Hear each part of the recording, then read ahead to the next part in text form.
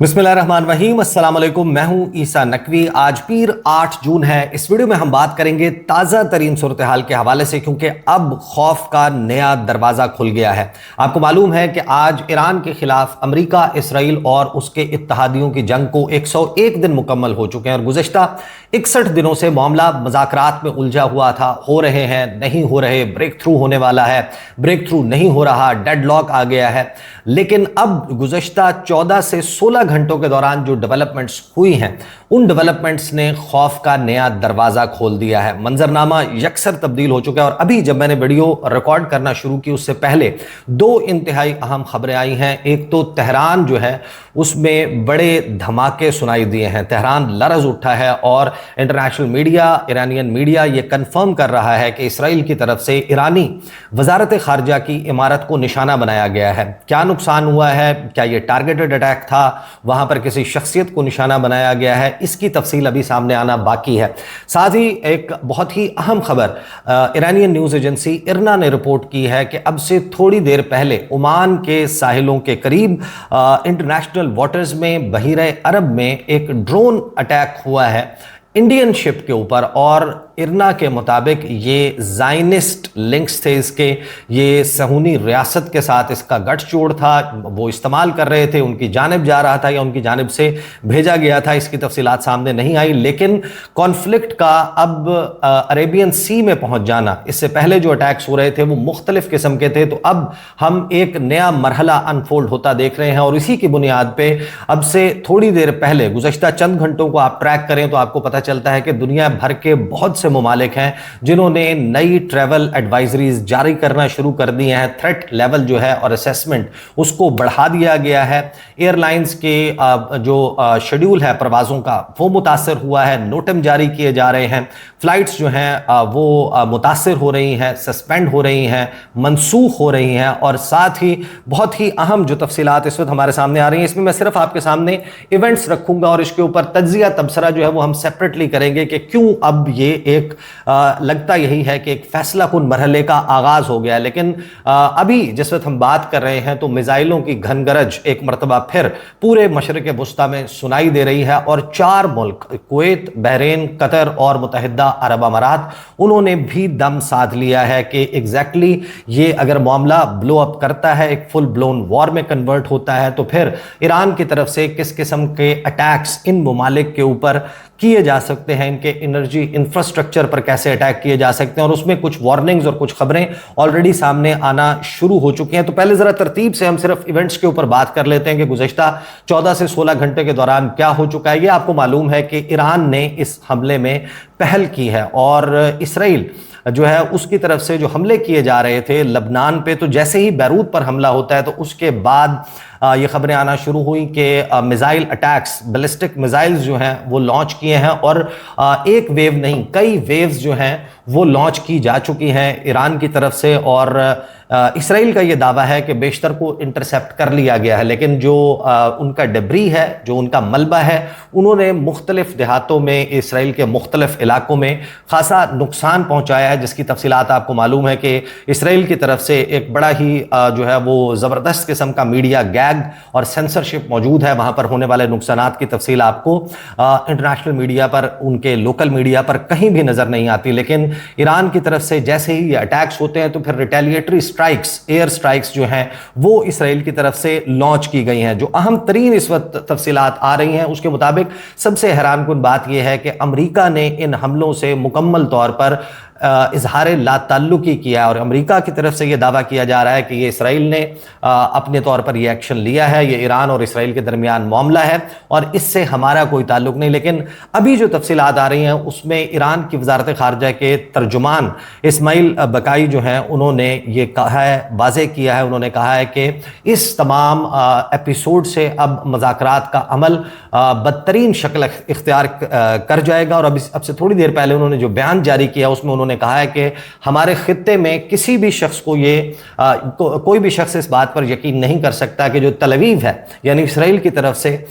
کوئی بھی ایکشن امریکہ کی آشیرواد اور حمایت کے بغیر کیا جا سکتا ہے. پھر انہوں نے کہا کہ the US has already cited support for Israel as the reason for attack in Iran. CENTCOM confirms coordination with the Zionist regime کہ ہمارے پاس یہ تفصیلات موجود ہیں کہ CENTCOM اور اسرائیل کے درمیان مکمل کوارڈینیشن کے ساتھ یہ اٹیکس جو ہیں وہ اب کیے جا رہے ہیں. امریکہ کے اوپر اس تمام ایسکلیشن کی اگریشن کی جاریت کی رسپانسبلٹی عائد ہوتی ہے اور جو صدرن ایران میں اور لبنان میں اٹیکس ہو رہے ہیں اس پر بھی اس کی ذمہ داری بھی امریکہ پر عائد ہوتی ہے. اس وقت سینٹرل ایران میں، ویسٹرن ایران میں، صدرن ایران میں حملے جو ہیں ان کا سلسلہ جاری ہے اور جواب میں ایران کی طرف سے بھی ریٹیلیشن کی جا رہی ہے. اور ایران کے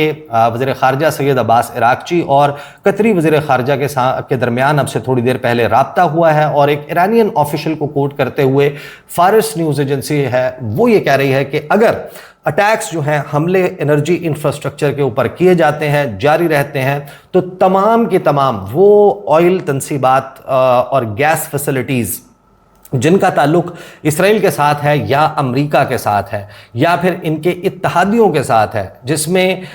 ریجنل انرجی انسٹالیشنز بھی شامل ہیں، یعنی اس خطے میں وہ خلیجی ممالک کی طرف اشارہ کر رہے ہیں، will be targeted by Iranian armed forces کے ایرانی مسلح افواج کی طرف سے ان کو ٹارگٹ کیا جائے گا. Oil companies and energy sector assets in the region with American اور Israeli ownership are considered legitimate targets by Iran. ساتھ ہی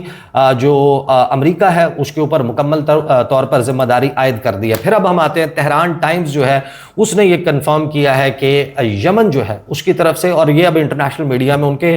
ویڈیو بیانات جو ہیں وہ بھی سامنے آ چکے ہیں. انصار اللہ کے جو ترجمان ہیں انہوں نے یہ کنفرم کر دیا ہے کہ باب المندب کو اسرائیل اور اسرائیل سے لنکڈ تمام تر میری ٹائم ٹریفک کے لیے بند کر دیا گیا ہے. اب اسرائیل اور اس کے اتحادیوں سے مراد امریکہ بھی ہے اور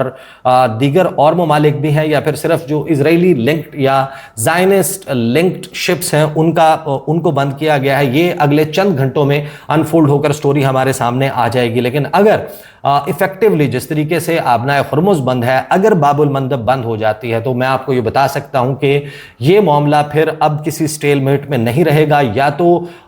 تمام جو امریکہ اور اس کے اتحادی ہیں ان کو گھٹنوں پر آنا پڑے گا، یا پھر وہ بزور طاقت اس کو کھلوانے کے لیے ہر حد تک جائیں گے، جس بنیاد پر میں یہ کہہ رہا ہوں کہ اب ایک فل بلون وار جو ہے اس کی طرف معاملہ کسی بھی وقت جانے کا امکان پیدا ہو گیا ہے. ساتھ ہی جو تسنیم نیوز ایجنسی ہے اس نے بھی اس کو رپورٹ کیا انصار اللہ کے حوالے سے کہ انہوں نے وارننگ جو ہے وہ صرف اسرائیل کے لیے جاری نہیں کی، بلکہ امریکہ کے لیے جو وارننگ جاری کی گئی ہے اس میں یہ کہا گیا ہے کہ تمہارے کوئی بھی مفاد ہو، کوئی بھی اڈا ہو اس ریجن میں، اب وہ محفوظ نہیں رہے گا.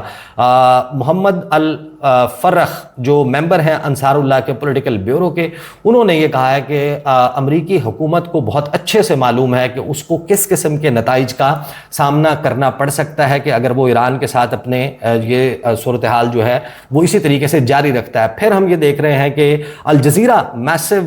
جو ہے وہ اٹیک اور بلاسٹ رپورٹ کر رہا ہے تہران میں. الجزیرہ نے بریکنگ نیوز کے طور پر اس کو اب سے تھوڑی دیر پہلے کیری کیا ہے کہ میسو blast in Tehran shakes the foreign ministry building in ایرانز capital, کہ ایران کے جو دارالحکومت ہے تہران، وہاں پر فارن منسٹری کی جو محکمہ خارجہ کی عمارت ہے وہ لرز کر رہ گئی ہے. کیا اس میں ایگزیکٹلی نقصان ہوا ہے اس کی تفصیل ابھی تک سامنے نہیں آئی، لیکن جو اب ریسنٹ اطلاعات آ رہی ہیں اس میں جو ایرانین نیشنل سیکیورٹی کمیشن ہے اس کے ترجمان نے کہا ہے کہ دشمن کو 9 مارچ کے مقابلے میں زیادہ طاقتور جواب دینے کے لیے تیار ہیں.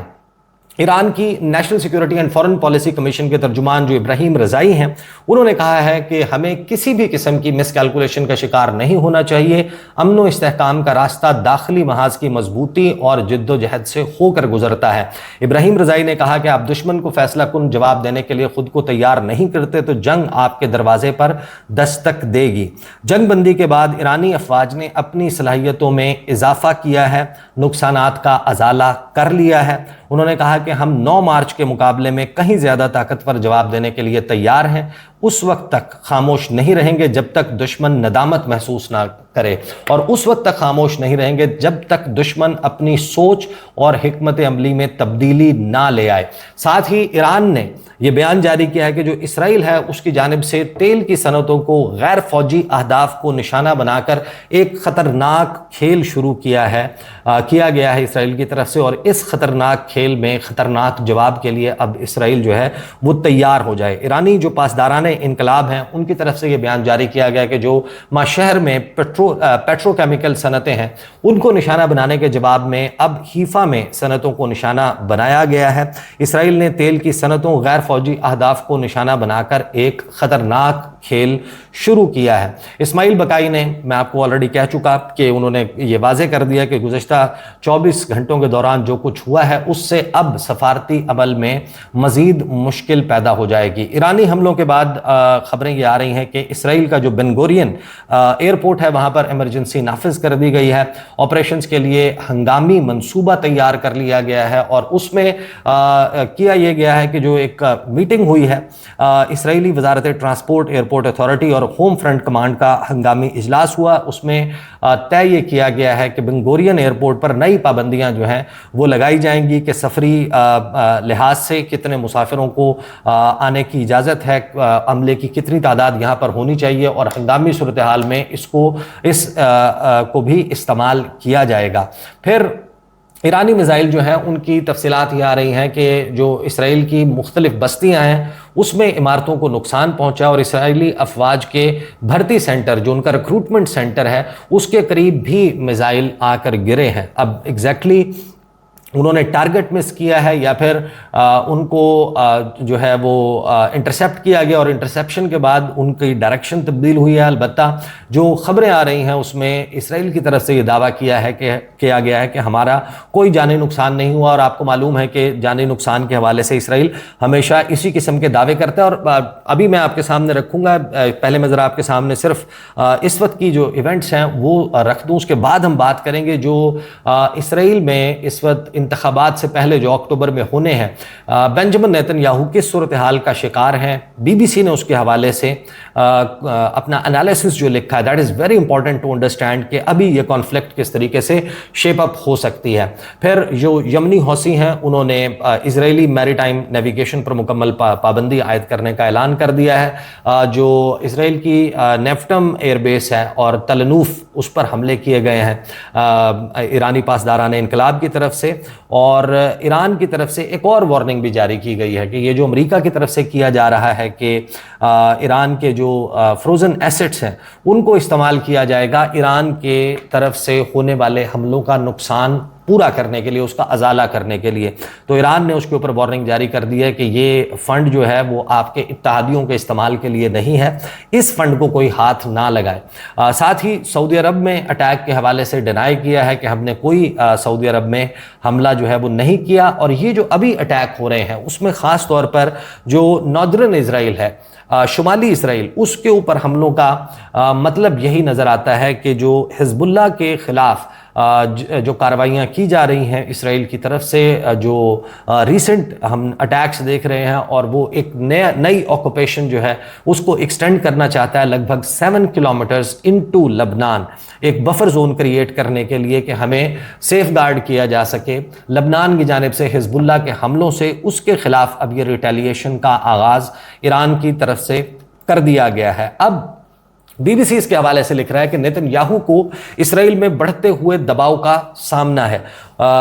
بی بی سی لکھتا ہے کہ موجودہ ایرانی حکومت کو اسرائیلی وزیر اعظم نیتن یاہو بڑا خطرہ قرار دیتے ہیں، اور یہ واضح ہے کہ ایران کے خلاف امریکہ اور اسرائیل کی حالیہ جنگ نے اس حکومت کو کمزور ضرور کیا ہے، مگر یہ تاحال اس کے خاتمے کا باعث نہیں بن سکی۔ حقیقت یہ ہے کہ موجودہ ایرانی قیادت پہلے سے زیادہ خود اعتماد اور شاید مزید جارحانہ نظر آتی ہے۔ ایسے اشارے موجود ہیں جو ظاہر کرتے ہیں کہ نیتن یاہو امریکہ اور اسرائیل کے درمیان ممکنہ معاہدے کے حوالے سے فکر مند ہیں، اور اس ممکنہ معاہدے کو وہ اسرائیل کے لیے نقصان دہ سمجھتے ہیں۔ بہت سے مبصرین کا خیال ہے کہ نیتن یاہو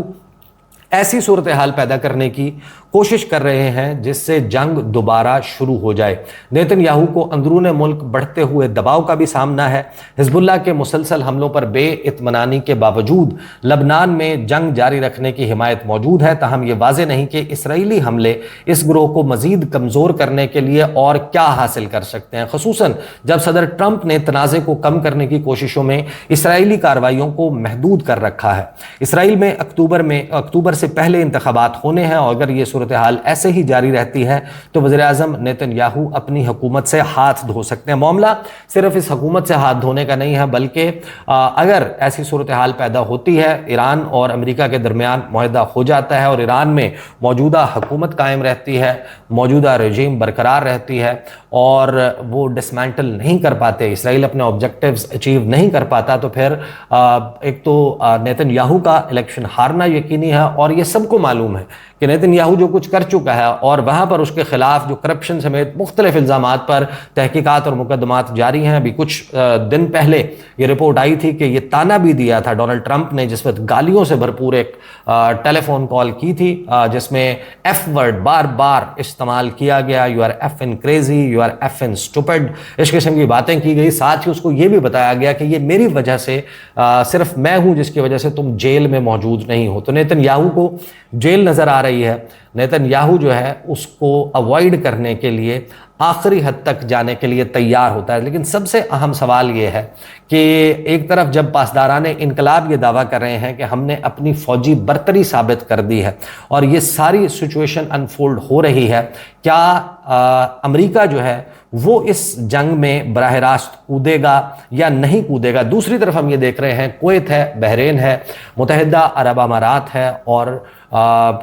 قطر ہے۔ یہ ممالک ہیں جہاں پر اس وقت مکمل سناٹا ہے۔ اس کو ریڈ کیا جا رہا ہے کہ کب اس قسم کا جس طریقے سے میں نے آپ کو بتایا کہ فارس نیوز ایجنسی کو ایرانین آفیشلز نے جو انٹرویو دیے ہیں،